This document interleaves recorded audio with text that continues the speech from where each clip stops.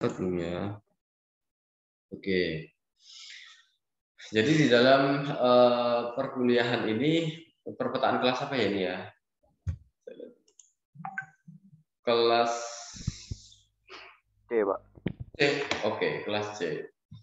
Kelas C itu mahasiswanya berapa? Saya belum cek Syahdu soalnya ya hanya yang tadi 1 2 3 4 1 2 3 4 5 6 24 26 25 mahasiswanya. Oke, lumayan lah ya. Nggak susah-susah, nggak banyak-banyak gitu. Jadi 25 nanti mungkin juga akan dibagi kelompok. Mungkin kalau memang memang nggak tahu pembagian kelompoknya seperti apa, tapi dari tahun ke tahun itu satu kelompok itu bisa beda dosen. Nah, itu yang saya sayangkan sebenarnya kalau memang dalam satu kelompok itu bisa satu dosen itu akan lebih baik gitu. Nggak tahu nanti kebijakan atau dari yang bagi kelompok dari himpunan mungkin ya, dari bagian akademiknya himpunan gitu. Kalau tentang pembagian kelompok di dalam praktikum perpetaan. Oke, saya berikan di sini adalah pendahuluan kontrak kuliah, gitu ya. Sebentar, saya share. Jadi tadi saya habis selesai ngajar kuliah struktur kayu, langsung ke ruangan saya untuk ini.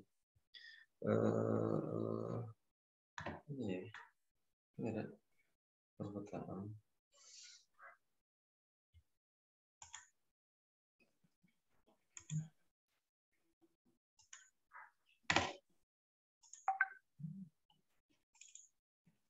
Teman-teman apa sudah bisa melihat PPT saya? Sudah, Pak. Sudah slideshow? Sudah slideshow? Atau hanya yang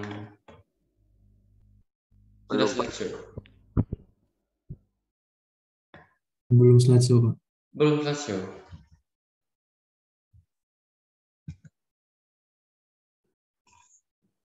Ini juga belum slideshow. Sudah, Pak. Oke. Saya sudah, Pak. Ya. Ini ada pointer saya habis ngajar. Jadi di dalam perpetaan SIB dan perpetaan gitu ya. Itu kenapa saya sebenarnya di struktur tapi kenapa ngajar di perpetaan gitu ya.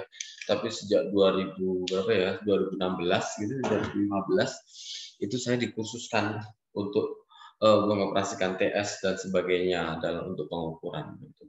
Kemudian kalau teman-teman nanti selesai S1 ini kan ST gitu ya. Nah, saya pun IR-nya pun juga baru dapat itu di tahun 2019. Jadi di dalam FTUB sekarang itu ada program studi insinyur gitu. Jadi saya baru menyelesaikan di tahun 2019 yang lalu. Oke, saya lanjutkan di dalam kontrak kuliah perpetaan dan SIG. Jadi nantinya di sini teman-teman adalah untuk mengidentifikasi pengukuran tanah gitu. Intinya ya bisa mengukur tanah karena tanahnya gatel gitu. Bukan ya, diukur ya, bukan dikukur, diukur tanahnya. Kemudian sistem satuan dan ukuran, kemudian serta metode pengukuran jarak gitu. Jadi jarak itu bisa diukur dengan menggunakan sifat dadar, kemudian bisa menggunakan meteran dan sebagainya. Kemudian yang diharapkan mahasiswa mampu mengidentifikasi dan mendemonstrasikan alat pengukuran gitu ya. Jadi untuk pengukuran sifat datar itu kemudian dan teodolit begitu. Kalau total station itu nanti biasanya tidak diberikan di dalam S1 ini, tetapi teman-teman diberikan apa prinsipnya dari sifat datar dan teodolit itu adalah dijadikan satu kemudian jadi total station. Seperti itu. Selanjutnya adalah mengukur dan menghitung luas area yang sudah kita ukur tadi. Kita bisa hitung luas areanya, bisa menghitung volumenya, galian dan timbunan yang kita perlukan, begitu ya. Kemudian mengidentifikasi dan menjabarkan lengkung horizontal dan vertikal. Ini hanya tidak harus menghitung ya. Kalau menghitung, karena ini adalah teman-teman di semester 2 pada umumnya, itu lengkung horizontal dan vertikal itu nanti ada di teknik jalan. Gitu ya. Tapi teman-teman paling tidak tahu yaitu apa itu nanti lengkung horizontal dan lengkung vertikal gitu. Kemudian mengidentifikasi fotogrametri, penginderaan jauh, SIG dan pengumpulan data. Yang terakhir adalah mengidentifikasi data, menguraikan data, menyusun basis data serta menyajikan data dalam peta. Begitu ya. Dengan aplikasi SIG di bidang teknik sipil. Tetapi kalau di dalam aplikasinya kebanyakan tidak pernah, kecuali ya teman-teman kalau memang diminta untuk menggambar peta kontur begitu ya, itu biasanya apa namanya, ada yang sudah cari-cari dengan software gitu. Oh, hebat sekali gitu ya.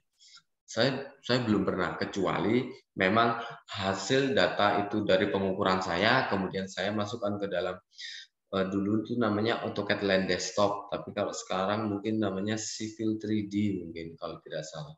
Dan saya pun tidak tahu itu Civil 3D seperti apa. Yang saya tahu itu hanya di Land Desktop. Tapi memang bisa menggambar kontur, menghitung volume, menggambarkan potongan itu sudah bisa. Gitu ya.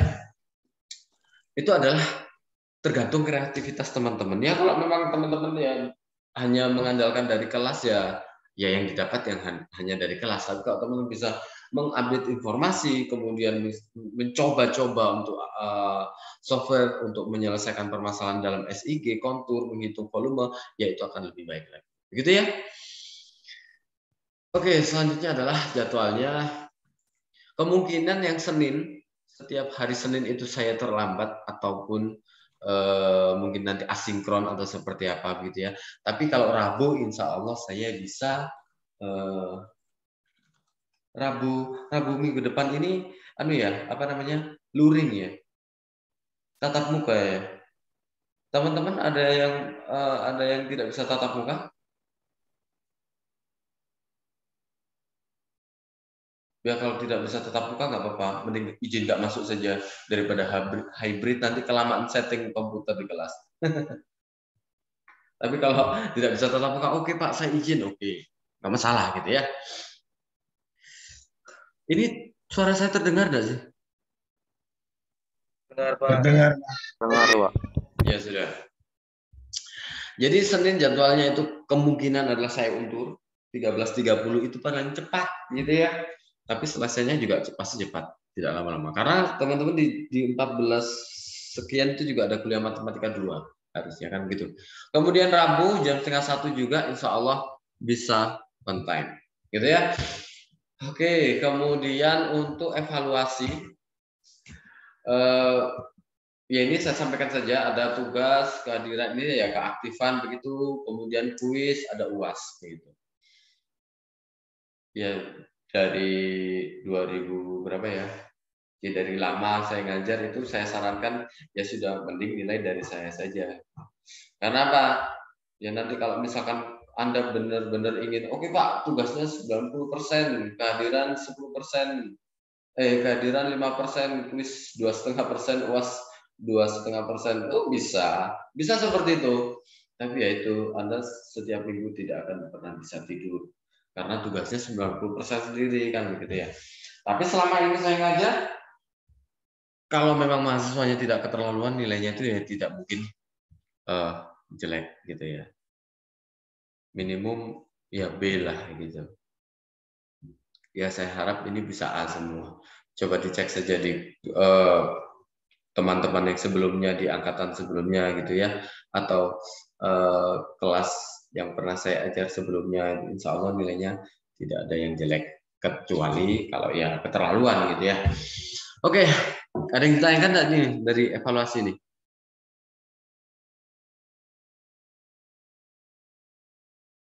Sudah, next.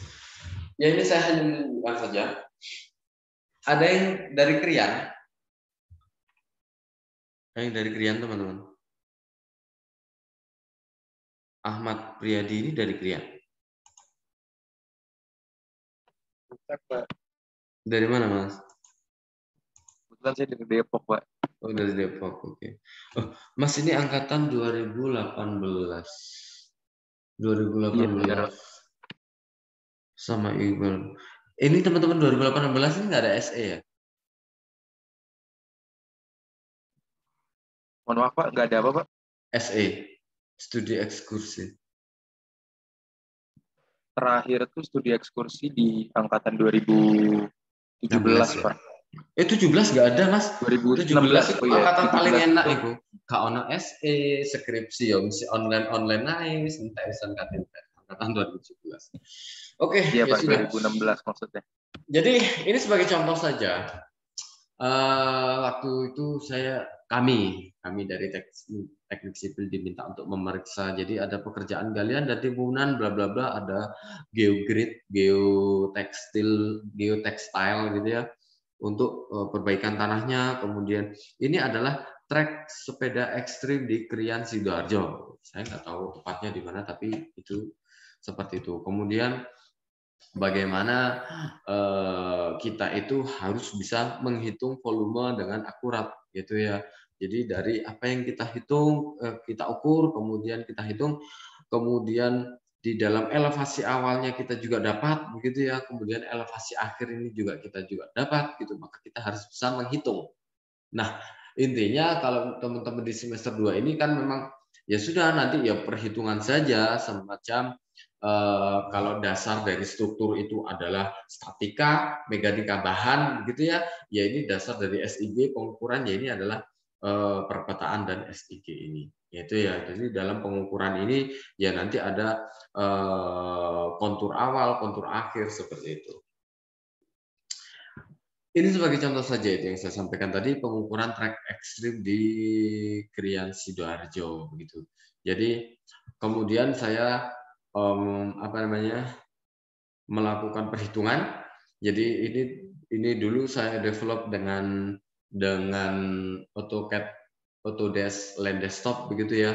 Karena saya belum tahu sampai sekarang pun belum tahu tentang Civil 3D.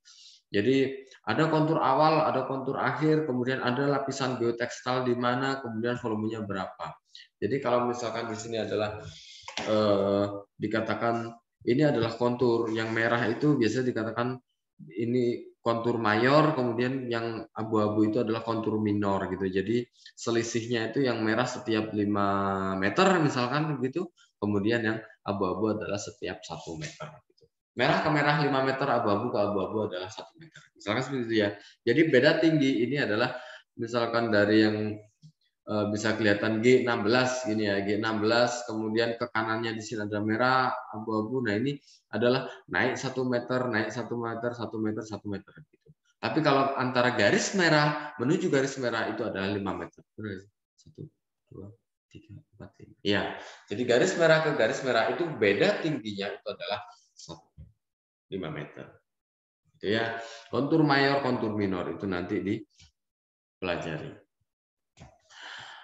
Nah, kemudian ini, jadi di sini ada kontur lahan existing, kemudian kontur urukan. Nah, ini kontur urukan di sini ada pada plus 97,4 sampai 100,5 gitu ya. Jadi kontur urukannya di sini adalah ada pada berapa meter ini? 97,4 meter sampai 100,5 meter. Maka urukannya di sini adalah sekitar berapa ini? 2,1 meter, gitu ya anggap urukannya. Kemudian kontur geotekstil. Kontur geotekstil atau geotekstil itu berada pada, namanya geotekstil itu adalah lembaran. Kalau teman-teman tahu masker itu ya, jadi geotekstil itu semacam lapisan masker yang dalam ini, lapisan masker yang dalam ini, tapi berlapis-lapis begitu. Kemudian yaitu lebar dan panjang besar sekali. Jadi dalam area ini semua dilapisi dengan kontur geotekstil, kemudian diberikan urukan lagi. Supaya apa? Kontur geotekstil itu adalah untuk perbaikan tanah supaya tanahnya tidak ambles, supaya tanahnya tidak longsor seperti itu. Nah, itu kita hitung. Jadi di sini ada kontur urukannya berapa sampai berapa, kita dapatkan volumenya, kemudian kontur geotekstil berada pada lapisan berapa itu juga sudah kelihatan, gitu ya. Oh, ternyata sudah selesai PPT saya. Ya sudah, kalau gitu silakan kalau ada yang gitu ya kan. Stop share.